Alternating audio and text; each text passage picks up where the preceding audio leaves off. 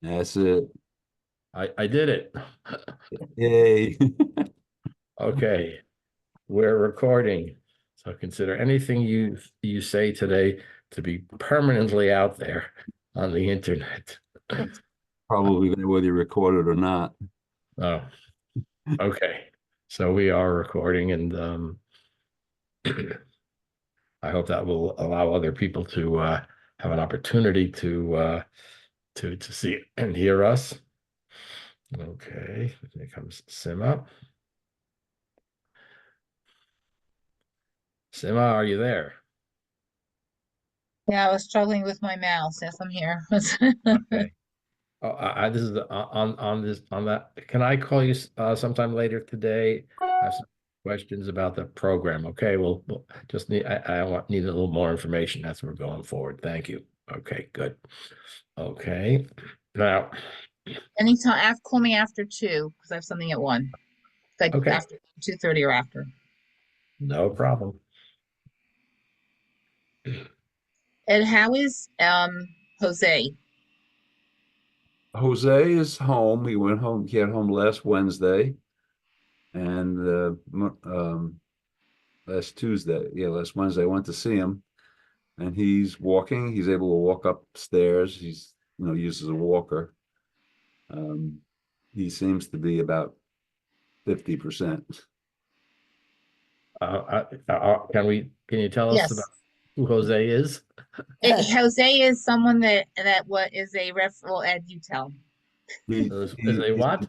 primary soccer referee coordinator for Oh, Fairlawn and oh, Northern County Select League he's involved with. He's a really, really, really nice guy, and he had some major surgery. He was in the hospital for almost 2 months. So And we abdominal. know we know him because he taught Adam his referee course for refereeing soccer, and Adam worked with him for many years. So hope he's better. Just give me a second. Ron, your words are not clear.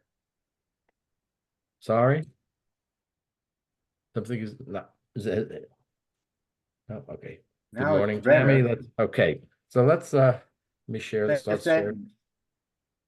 share the screen. Uh,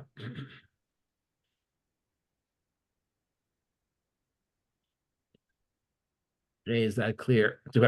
Is that the screen share clear to everyone? Yes.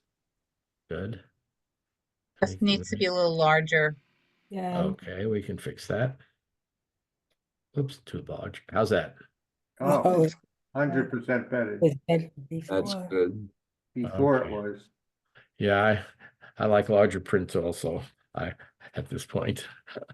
Okay, so just a few words. We are going to look at two of the new uh, responsum from the Committee of Jewish Law and Standards. And also, you should know an interesting book that I just purchased, uh, which just came out, which is called, I don't know if you can see the title clearly or not. I know there's a little, okay, I'll fix that. What did you say? So I know I'm annoying you, so I won't do You're it. not annoying. Okay, so this is a new book. We're going to look at some of the responses. It's Modern Responsa, an anthology of Jewish ethical and ritual decisions. We'll be taking a look at some of the there. Today we're going to continue with the one about donating a body to science. And then we're going to look at xenotransplants, okay, which is transplants between humans and animals. And then when I got the book, one thing that struck me, I mean, it's something that I seems to be on people's minds. The question, and there's a teshuva from the law committee on transgender. Okay, so we're going to take a look at some of the Jewish views of transgender as let's be very direct, played a very significant role in at least the advertising in the last political campaign. So we're going to take a look at some Jewish views of transgender, what that is, and all of the possible implications. It's a large issue and has been written about extensively. We'll take a look at in depth some of what the conservative movement has written, but we also want to see also how some of the other movements have dealt with this issue. Okay. Good morning, Fran. Good morning. All right. So that's where we're going. So let us begin. Well, let me, so do any of you know anyone in the Jewish community who actually donated their body to science? Does anyone know anyone who's actually done that? No. Now, are we surprised? Yeah, Well, Charlie? I think Albert Einstein donated his brain, I believe. Oh, brain- Albert Einstein's, there's a book written about Albert Einstein's brain and how it got transported across the country in somebody's car. It's Albert Yeah, I Einstein's think brain. I believe he donated it. I'm not sure. Yeah, well, Or it's it a was long and donated for him. yeah, years ago I read the book. It's a weird book, and it's a very odd story. Yes, his brain wound up going all in various places, you know, that somehow we could study his brain and figure out his genius as if that, and I Yes. think, yeah, that really didn't work out too well. But in point of fact, right, it is extremely rare for Jews to donate their body to science, right? I mean, nobody here has, in my career, actively as a rabbi, I'm trying to think of any, I don't recall anyone donating their body to science. But is that part of because we think we're supposed to be whole in order to come back when the Messiah comes, though? Like we've learned that differently more recent years, right?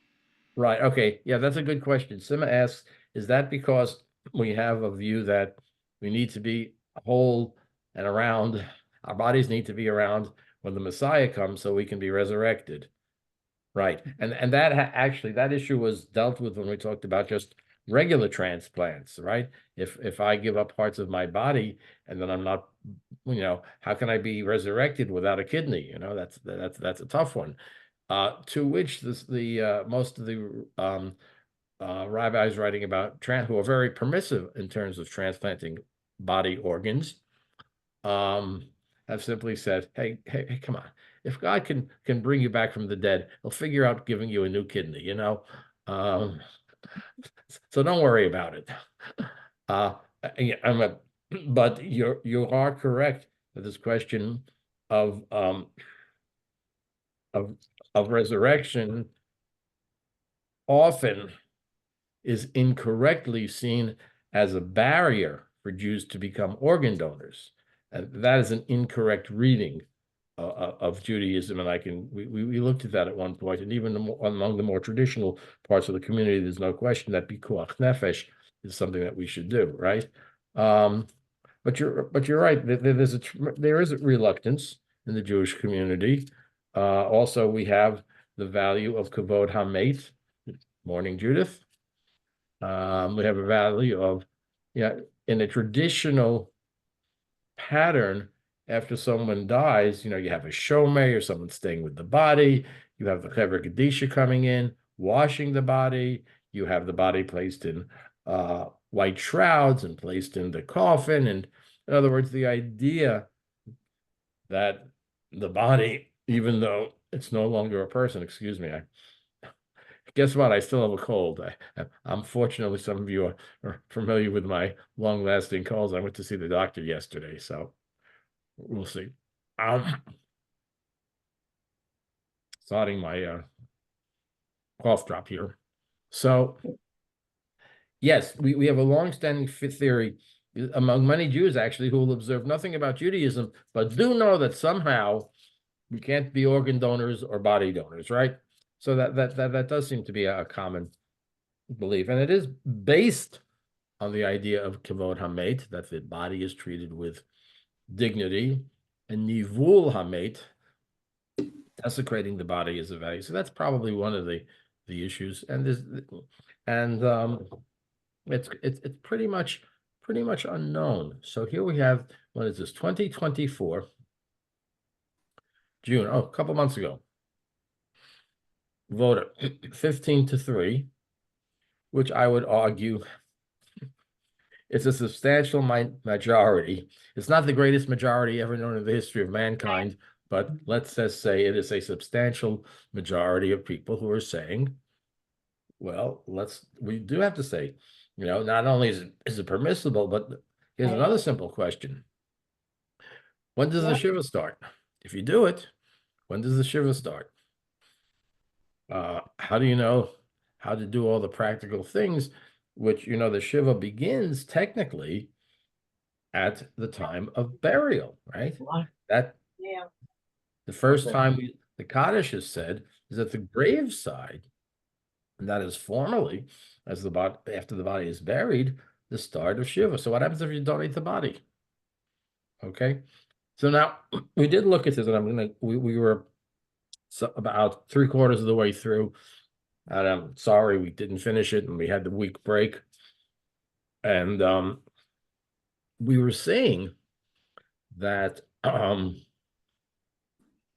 we know that the use of cadavers for both medical research and to train medical students is a relatively modern invention, okay? And that hands-on dissection is still necessary. We're going to go down to where we were last time. And that donating the body, long delay in burial, right? We always also believe in immediate burial or burial very quickly after death. In Israel in particular, someone who dies in the morning may be buried before nightfall, or certainly the next day. So that happens quickly. And how do we, the principles, but there's the other principle which we saw, pikuach nefesh, saving a life, kavod hamet, respect for the dead. How do you weigh these? And we started seeing last time that saving the life applies to other situations beyond the observance of Shabbat. In other words, you can violate Shabbat to save a life. The majority of poskim permit an autopsy under the principle of pikuach nefesh, because, the case of an individual with specific disease, maybe somehow, if we have an autopsy, we're going to find out stuff that's going to save the lives of other people in this family who might also have that disease. That's a very specific exception. But now we're talking about a general issue. There's no one in immediate danger. One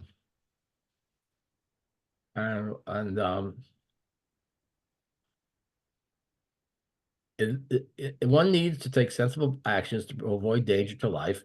Is this enough to permit medical dissection as part of the training of physicians, right? The body is treated with honor. We're almost up to where we were. And we certainly don't want to do something that involves nivul hamet, disgrace to a body, which brings us to where we were last time. Okay. This is where we got into last time. So I'm trying to weigh these values, which often is the case in ethical decision-making. As long as the desecration of the body, nivul hamet, is not meant to shame, it is not prohibited. All the more so that, by the way, who are we reading? This is Ovadia Hedia. This is a traditional rabbi. Okay, modern times. When the rule is meant for the sake of the living, because pikuach nefesh, surely whether of many people or one, saving life takes precedence over the honor, is great. It is therefore permitted to conduct dissection. It should not be called nivul at all. It is not forbidden to make use of the dead body. Remember, this only was started a couple hundred years ago.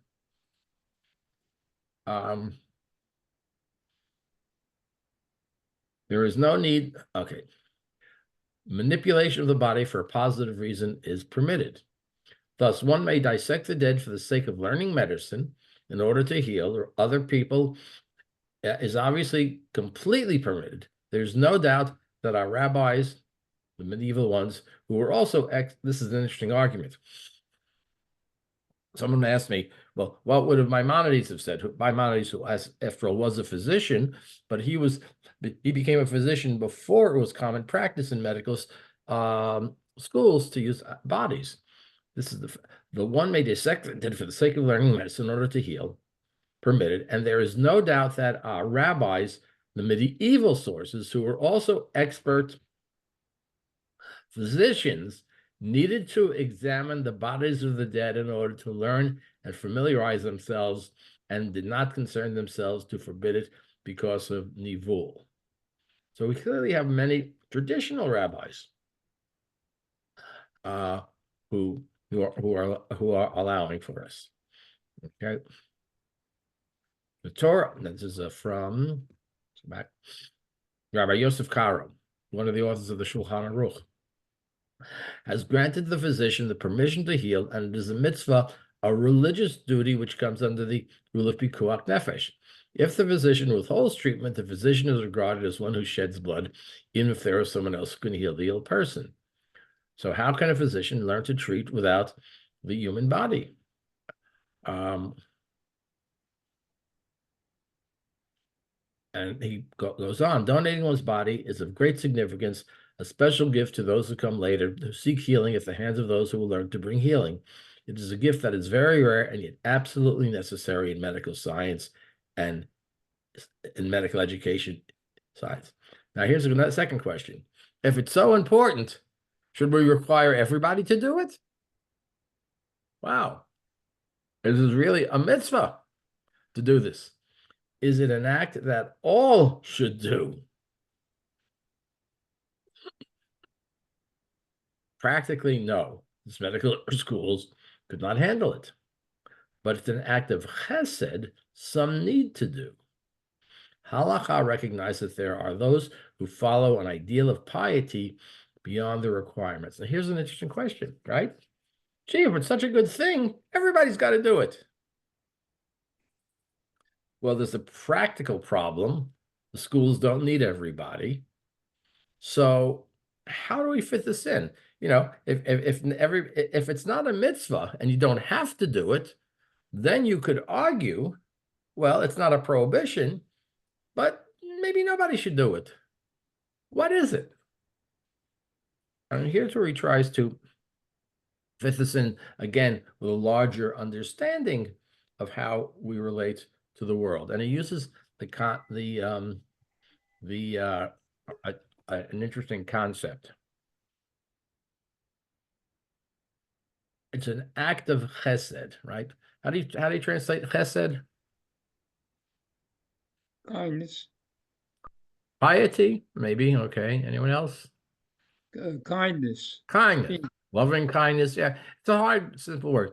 But there are people who do things. So he says, there are those who follow an ideal of piety beyond the requirements. This is a very important discussion. The question is it possible to do something because beyond the requirements, but it's still praiseworthy? Okay, we've remember. Let's go back. Remember Rabbi Akiva and the question of the man with one vial of water, two people in the desert, and one person has the water. And to get to civilization, the person with the water, should he keep it and drink it, or give it to his fellow man and have the fellow man drink it, or should they split it? Right? Anyone remember what the answer was there?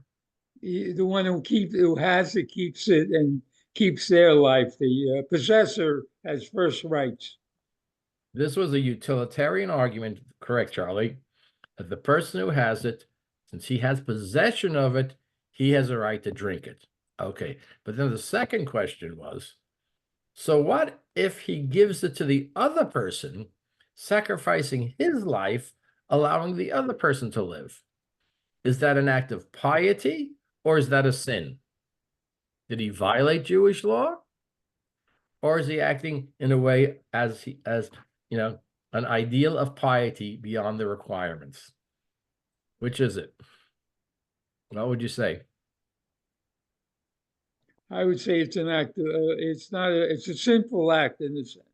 You have to preserve your life. That's a requirement. Unless Oh. there are other extenuating circumstances. Okay, all things being equal, age, number of dependents, all those other things, right? Health status, right? Two human beings of the same age, the same health status, the same gender, the same everything. He gives the water to the other one. So Charlie, you're saying he committed a sin. Yes. Okay. Anyone else on that one? I think it's a good deed. I think it's a Well, chesed. it I think it's can't a be a chesed. mitzvah because a mitzvah is a required good deed, right? If it was a mitzvah to give it to the other guy, what happens? Now the other guy's got the water. What does he do? Oh, it's a mitzvah to give it to the other guy. He gives it to the first guy. First guy. Oh, it's a mitzvah to give it to the other guy. I'll give it to you. At what point do we say it is either a sin or an act of piety? Now, as Charlie pointed out, yes, there are some people who will say, look, you got the water, Rabbi Akiva is with you, save your life. On the other hand, there are some rabbis who would argue, as we are going to argue here, that doing something that is not required can sometimes be seen as an act of piety. Rabbi Louis Jacobs, one of the great British rabbis, actually said that, and he said it's an act of piety. It's an act of piety. I love this question, as you can tell, and it's an important question. It points out that when we talk about ethics, as I think we've seen many times before, sometimes it's not just black and white. And here, this question is: if donating your body is a mitzvah, then everybody should do it.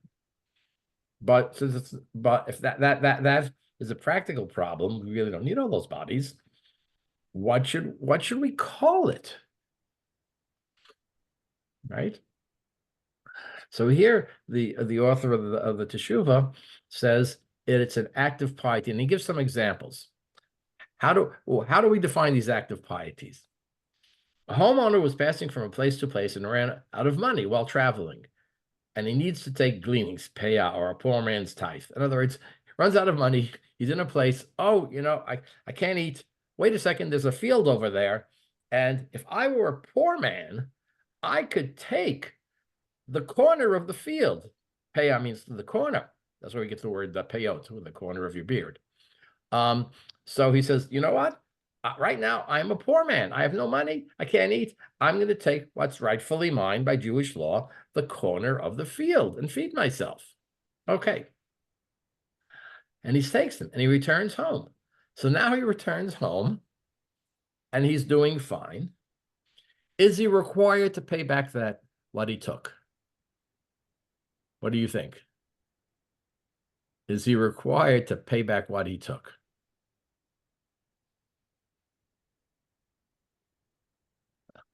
It may not be required, but he should do it as a good deed because somebody helped him and he could help somebody else. Let's be technical here.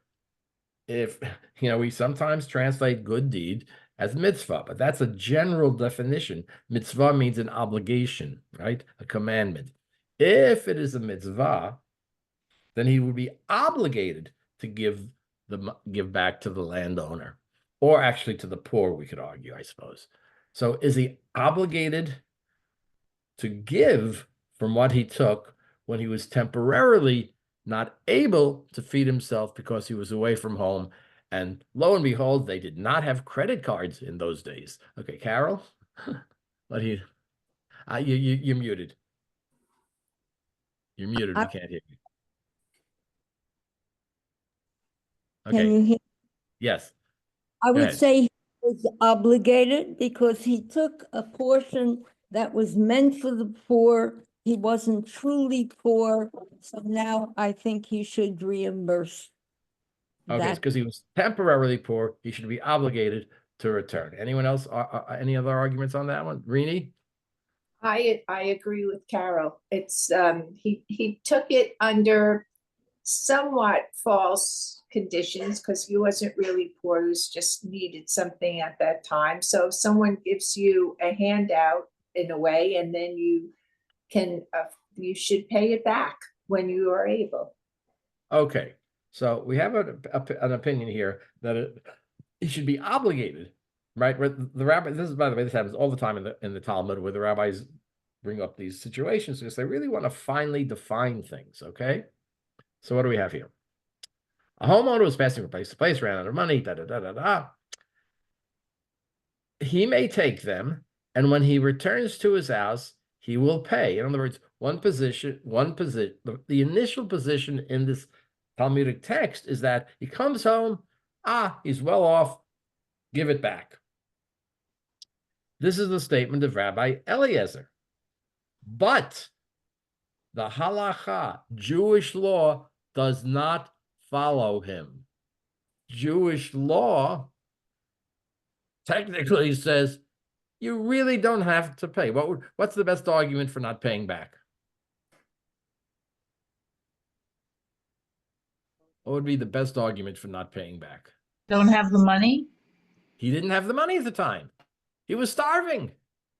And he didn't have the money at the time. So what happened at that time created a situation which legally he was simply totally following the law. And since he correctly followed the law at that time, he has not created an obligation for him to pay back. He did nothing wrong. Yeah. So what happens? The Mishnah taught midat chasidut here, i.e., you can't make it a law because he followed. I mean, it's a funny thing to say he followed the law and he did something wrong. So what we will say, this is one of those areas where the formal law doesn't really speak to this human situation, but we call it an attribute of piety. That's a nice thing to do. He didn't have to do that, but it would be a good thing. See, again, in Jewish law, we're going to have to distinguish between obligation and act of piety. Okay, comment on that? Yeah, Charlie? Well, there's a general comment. I mean, going back to the water, when you don't take the water and give it to someone else, you are in a sense committing suicide. And that's not something that is a good thing in Judaism. I mean, exactly. Life must be preserved. You can't take your life just to save someone else's life. I mean, commit suicide. That is why the law reads that way. But the law doesn't seem to cover the issue of the guy giving it to the other guy. Okay, he's giving it to the other guy. It's hard to say he did a terrible thing. You know, on one level, yes, he violated the law. But, you know, there's some... Well, not only for him, his spouse, his children, I mean, his family. I mean, there's a lot of ramifications of what you do beyond your own interests. It's giving up your space on the lifeboat at the Titanic. Yeah. Yeah. But to an equal person, not to right, a to child, an equal person, not women and children first, right? Not grabbing a person like you, right. An ordinary citizen. Exactly, 100%. Giving it up for a person like you, and even if it was a person like you, it wasn't a woman or a child or someone else in need. Still, we can make a movie about the noble nature of what happened. So let's admit that this does. Yeah, we need to have a law, a very clear law, but this is one of those cases where we admit that there is, and this is what's being argued here. Yeah, we have a law, but we also have people who go beyond the law and do something that is praiseworthy. Okay. Any other comment on that? Yeah, Rini. When you have a law like that, you also have people who take advantage of it. And that means he wasn't he wasn't really poor. He just needed help at that moment. And there are people who were really poor, so he ate their portion that they would have had. So the law should be that he should, because it was just a temporary situation, he should pay back to assist those who are in a more permanent poor situation. It just doesn't seem right that he wasn't really poor. It's like a rich guy who just doesn't have his wallet with him or something, but Right. he's Hey, taking advantage of the situation. Hey, should we have means tests for Social Security benefits? Up to a I- point, I I think we we do. should. I think I We think don't in very the well United States. yeah. I don't care how rich you are, You you're get going to get your Social Social Security. Should we have in other words, what I would argue here is that the rabbis are reluctant to weaken in any way the concept that if you are needy and you are a poor person and you come across a field, you have a right, not a nice thing. No, that's a right. That's an absolute right you have to take that, because you are at that point, and the rabbis are not going to make a decision. It's interesting that the law follows that, right? Because you see the two positions in this text. That's why I have one fascinating text, right? At that moment, you're poor, you fit the category, you can take it. End of story. The rabbis don't want to weaken that. Oh, you can take it, but you have to pay it back. Oh, do I have to pay back government benefits after I got my government benefits when I was poor, but now I have a good job? I think that's different. I think if someone does have money but just runs out or forgets his wallet or loses his wallet, that's different from someone who's poor and then betters himself at a later point. He really needed that help. I mean, I support the Trenton area soup kitchen, and one of their goals, besides feeding many people in the area, is to teach them skills and get them their GED, so they can get a job and not be homeless anymore. So those people don't need to repay, but someone who's wealthy, I think it's a different case. Okay, we can argue this endlessly. Yes, we Maimonides could. himself says the highest degree of tzedakah is to give somebody a job, right? I mean, that's his highest degree. All right, one or two last comments before we go on.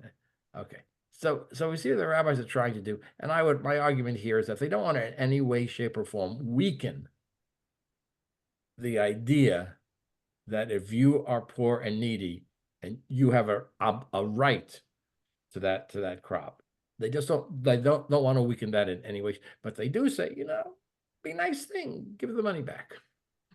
Okay, so here's the same thing let's talk about donating bodies. We're saying it is a good thing to do. It is not prohibited, but to call it technically, now I'm using the technical term here, a mitzvah, an obligation, would mean that everybody would have to do so.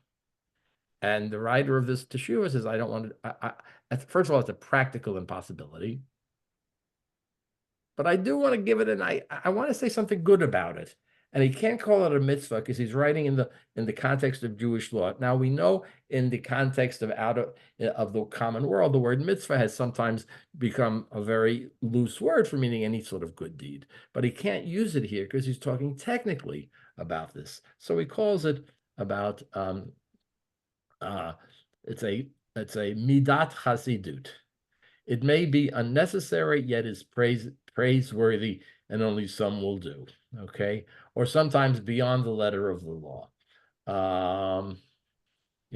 He gives you another example. There was a certain man who sold land to Rav Papa because he needed money to buy oxen. Okay, I don't have any money. I'll sell my land. I'll get the money. I'll buy the oxen. In the end, he did not need the money. He recalculated his checking account, realized he had made a mistake. I didn't need the money. And Rav Papa returned those land to him. In other words, Rav Papa said, okay, we'll nullify the sale. Rav Papa acted in a manner that was lifnim mishurat hadin. That was, it was the principle of the original owner intended to sell the land, but from another perspective, the original owner was mistaken. Therefore, he returned the land. Just again, general concept. Midud chasidut lifnim mishurat hadin. The person who follows them need not do so, but may. So donating one's body is not a requirement, not a technical mitzvah, using it in its very narrow formal sense. This is an obligation, a commandment, just like don't steal, don't commit murder. That's a commandment. You got to follow it, okay? It's not a requirement, but an act of midat chasidut and lifnim mishurat hadin. A limited number of individuals, along with their families and loved ones, who want to do so, and only time will tell whether future advances in technology will lessen the need. Yeah, wouldn't it be nice if the scientists in the laboratory can somehow create something that they already can do something like this? Hey, I saw it on Shark Tank, so it has to be true. That in the laboratories, they're able to create something that is similar to a human body that will at some point make the need for cadavers in medical education unnecessary. We're not at that point yet. Who knows? Okay. Pastoral concerns. Here's an interesting question. What would you say if one of your close relatives said to you, I want to donate my body to science? What would your reaction be? Good. That's a great deed. Okay. I agree. I see nothing wrong with it. Okay. Yeah. Rini? Well, I also agree because our son is a physician and he benefited from people donating their bodies. And I would also like to add that when they were finished with the course and finished with the bodies, they had a very respectful ceremony to honor the people who did donate their bodies. They don't just like throw them in the garbage. Right. You know, it's they appreciate the sacrifice that the families have made. That is mentioned later on in this teshuvah. Absolutely, that it is seen that way. But let's be honest here. Maybe those of us sitting here this morning would say, "Oh, that's a great thing to do," but I don't think it's too far to go to imagine a situation where someone within our family or friends circle says they're donating their body to science. Do any of you doubt that there would be questions and emotional distress among some others within the circle of family and friends? Am I crazy to think that would not happen? No. Yeah. Judith? I don't think it would be unusual for people to ask questions. But the other thing is that you can donate your body to science. It doesn't have to be as a cadaver in a medical school. You can donate specifically for different studies and testing. And the same with body parts. For instance, the football players, because of the concussion history. So it can be very specific. It doesn't necessarily have to be the entire body. And that gets into the whole organ donation, but it doesn't. You can donate to multiple research studies. It doesn't have to be just as a cadaver to a medical school.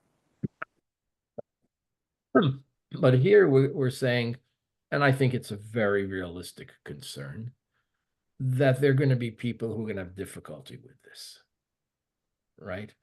People who are not such experts in Jewish ethics as we are trying to be right here, but when they hear about this, will question it, right? The person who wishes to donate should discuss it with the requested future survivors, family, or loved ones. The emotional strain it could put on future survivors who may feel in limbo until the medical school has completed the course of study may be considerable. Is he right about that? I mean, this is an important question. Yeah. What's everybody else going to think, and how to and you as a rabbi might be in the middle of it. Rabbi, my uncle's donating his body to science. Call them, tell them not to do it. You think that doesn't happen, Charlie? Well, another issue now is cremation. I mean, we're not talking about that, but people get cremated. They don't have in-ground burials, and that's a big question mark today in the world out there. Even even in Judaism, there are people getting cremated. That is correct. Oh, And there your body goes to dust. I mean, Yeah, it's you're not- talking about two issues. that becomes part of the earth. Yeah, the cremation, by the way, is becoming a very, very popular in America today. I saw statistics recently, and it was like, you know, not insignificant. Let's put it this way, not insignificant. And you do hear sometimes about Jews who do that, which we know is against Jewish law, both traditionally about kavod hamet, and there are those who say, especially after the Holocaust, it's just doesn't feel right for Jews to be cremated.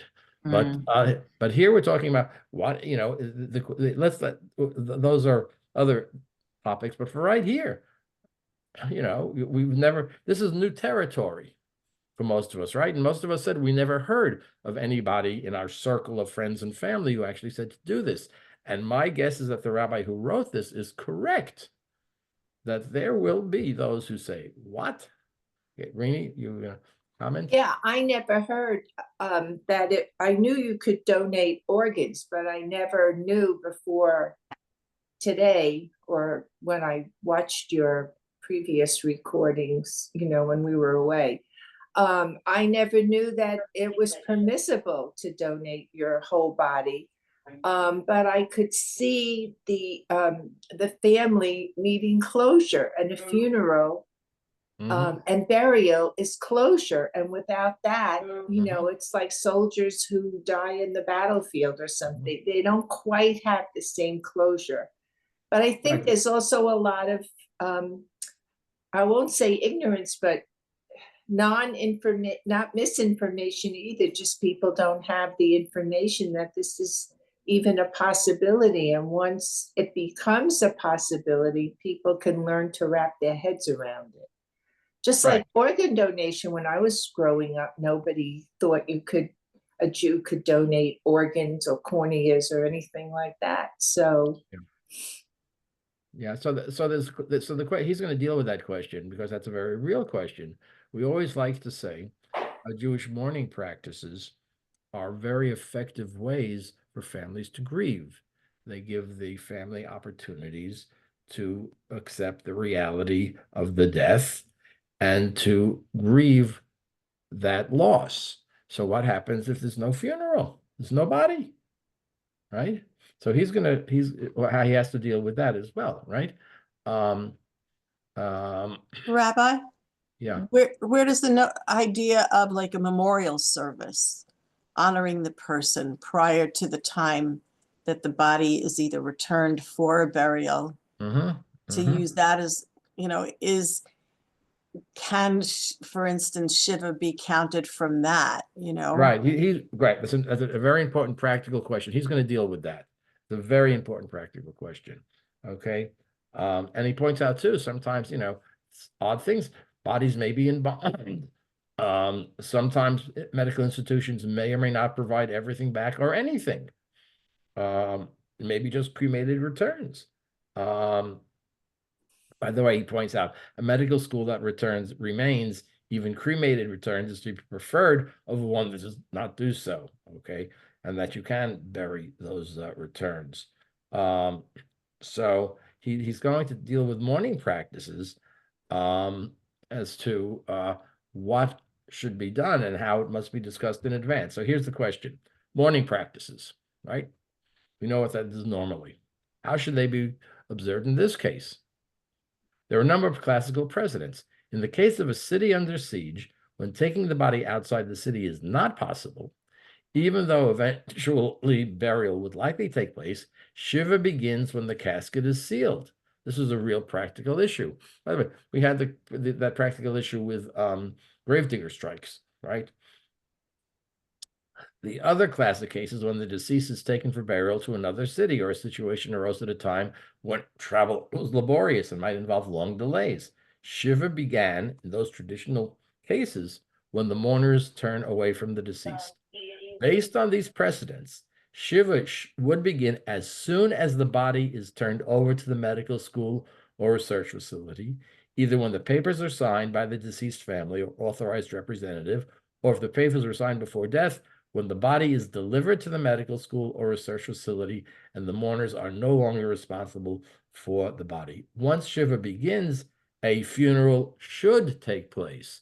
So he is saying, okay, body is now gone. There's no body there. Still, we begin with a funeral. Eulogies, kriya, the tearing of the ribbon or the part of the clothing. A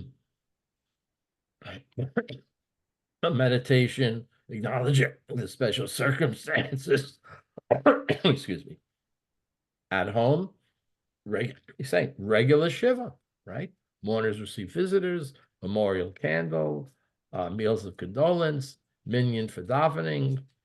Kaddish, which normally began at the burial, may be recited as soon as Shiva starts and continues through the appropriate period. So in other words, he's saying that all of those traditional practices are maintained. Just the question is, he wants to clarify, when do they start? Okay. Okay. He goes further. If possible, the Chevra Kadisha should be involved in preparing the body, right? The Chevra Kadisha washes the body, puts the body in white shrouds, and would typically then place the body in the coffin. So that should be done. There should be a shomer. Should stay with the body until the body is placed in the transport vehicle. Now, here's that other question. When the medical school is finished with the body, if remains are returned, the remains are buried in a grave. If the remains are returned as cremated remains, they too must be buried in a grave. Now, we've all seen or heard or seen in the movies or on TV shows, the person with the urn with somebody's remains. Any of you watch Only Murders in the Building? Okay. You may recall. Yes. Okay. There was a plot line about someone, one of the characters' body was thrown into the incinerator in an apartment building. And one of the comic plot lines was the way in which these ashes were being handled. We won't go into detail here, but it was a comic plot line, shall we say. Playing upon what we have seen, though it is true that people do, you can think of the classic funerary urn, right? So the returns must be buried in a grave. Based on the practice in Talmudic times, when the bones of the deceased were placed in their final resting place, so now, this is sometime later, a burial service with words of memorial and mourner's kaddish, and an acknowledgement of the special circumstances of the burial and the deceased's decision to donate. A single day of mourning with the usual practices of mourning and Milukin is observed until evening. In other words, it's a good question. What do you do? Judith, you may be better on this than I am. What sort of time frame might we be talking about between the time that the body is given to a medical school and the time that perhaps some remains are given back to the family? Any idea? I have no idea, but I will tell you that just because you're donating in year one doesn't necessarily mean the body is used in year one. That's right. So this could be anywhere from a, quote, relatively brief period of time to perhaps a long period of time. Okay. So he's trying to deal with that question. You've already sat Shiva. You've already done all the mourning procedures at the point, as he suggests. What happens when they give you back the cremation? That's a year later or more, right? Could be more. Who knows? The concept that is consistent. We still have that concept of kuvot hamet, right? Of honor due to the dead. You still bury what you get back. You don't put them on your mantle shelf. You don't put them in a little locket. You don't, I don't know, have them, the way that, you see all sorts of ways in which I will say very creative, or one might argue peculiar ways in which people deal with those remains. Here we say the remains are the remains, and we're going to deal with them just as we would deal with any remains. We bury them. Okay. Listen, and since we had a burial, he's saying we have a single day of mourning. So here are his Pesach Din, the legal rulings. Here's a nice summary. Those who wish to donate their body to medical education and science may do so. Notice he's very careful. He says you may do so. You're not obligated to, but you may. A medical school or research facility that returns remains is to be preferred over one that does not. Interesting. I hadn't even, that's an interesting concept, the idea that there be something left that you can bury. Shiva begins once the body is consigned to the medical school, either when the papers are signed by the mourners or their designate, or if papers were signed before death, the body delivered to the medical school or research facility, a funeral service is to take place. Okay, so in other words, whenever the body is given over and formally accepted by the facility, the research, medical school, whatever, if and when remains are returned, the burial service takes place, and the mourning observed 1 day of Shiva. Done. Comments or questions?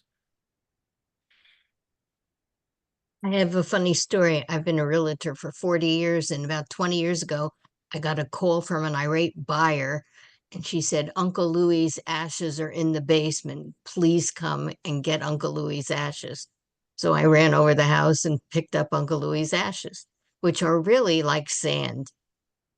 Uncle Louie's, this is the seller? The buyer called because the seller left Uncle Louie in the basement in a box. And it said on the box, Louie's ashes. Might I ask what you did with the ashes? I called the seller and asked him to come pick them up. And they did? Yes. Okay. They forgot. Oh, they forgot. Okay, they forgot. Well, I give you credit for giving us an unusual situation. But again, think about that. Again, we're saying those ashes should have just been buried in an honorable way when they were presented to the family, rather than being in somebody's basement for who knows how long. I think that makes perfectly good sense when you think about the idea that we say bury the ashes. Well, that's assuming that they're Jewish and that they would bury it. If they're not Jewish, they're not beholden to that. And maybe that's why Uncle Louie was in the basement. Right, because they weren't Jewish. They were non-Jewish. And yeah. Most non-Jewish families don't care what they do with the ashes. They'll throw them in the ocean. They'll throw them in the garden. They do whatever they want to do. There's no obligation. I understand that. And, you do see people who say this is a new way of honoring them by bringing them to the deceased's favorite place and scattering them wherever. You're right. We have a different position that there's an honorable way of dealing with human remains, and ultimately they will disintegrate into the natural world. Okay. Rabbi, I agree with I think the Pesach Din, especially number 3, when it comes to getting the returns of the remains, so that you don't put people through a whole other Shiva, is just to, I would think it would be like a private thing with just the family and just have that 1 day. I think that's a good thing. Yeah. Again, the question, because that's a good a solution he has, because the family is kind of, okay, what do we do now? We've already mourned and we've already had the whole Shiva. So what do we do now? And he's making a very practical way of, you need to once again express the mourning, and here's a way to do that.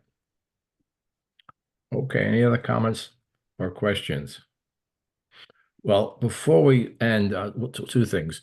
We will be dealing with the next time with Is that coming up? Oh no, I got to stop the share. Stop the share. Start the share. I sometimes forget to do this. Okay, let's see if that works. Oh, okay, not the wrong page. Okay. So next time, xenotransplantation is the use of non-human animal tissues, organs, and glands for grafts and transplantation in humans, called xenografts and xenotransplantations, permissible. You know, some of you have already asked me, well, what, you know, there's a difference, I would suppose, between say a pig's heart valve. How about the whole kidney? How about the liver? What about the heart? Okay, and especially what about if we're talking about pigs? You know, so we're going to deal with all of those starting next time. And before we leave, there's one more thing that we need to do. Siggy, Siggy, are you on mute? Can you say hello? Can you hear me now? We can hear you. Yes, Not only we can we hear can. you, but Happy we can birthday. see you, and we're Thank all going you. to say together, Happy Yom birthday, Huledet Siggy. Sameach. Happy Happy birthday. Happy birthday. Siggy, Happy it's- birthday. Thank you. Siggy, how many birthday. years is it? Remind us again. 102. I 102. tell everybody I'm 69 years old. You're 69 years old. 2 days ago. Okay. Good November number. 10th. Right, Siggy? November 10th is your birthday? Yes, it is. It was his Okay. birthday. A rumor has it that you're 102 years old. It's a mistake. Okay. I will tell everyone I see that Siggy is not 102 years old. He's 69 years old. And I can only speak for the entire class. I'm sure we are thrilled to see you here this morning. And as we say, Ad Mea Ve'esrim, which, you know, is not so far away. Amen, amen. It might actually apply in this case. Okay. Thank you. You never Thank know. you. See So how- that Rabbi. Right, Bavakasha. See, Jewish learning keeps you alive. Okay, Right. That must be. It must be the only. Also, I understand getting good ice cream at Exactly. what is it, Van Dien? Van Dyke. Van Dyke. Okay, Van Dyke. This is a commercial message. Right. Siggy, is that the trick? What's that? Is Ice that the cream. trick, getting ice cream at Van Dyke's? No, I don't know what the answer is. Oh, God okay. bless you. Whatever it is, keep loving it. Whatever it is, we're so happy to see you here this morning. No, he's been a member of the Jewish Center since 1954. That's what keeps him going. Oh, okay. Amen. Oh my God, that's Oh my God. 70 years. Yeah.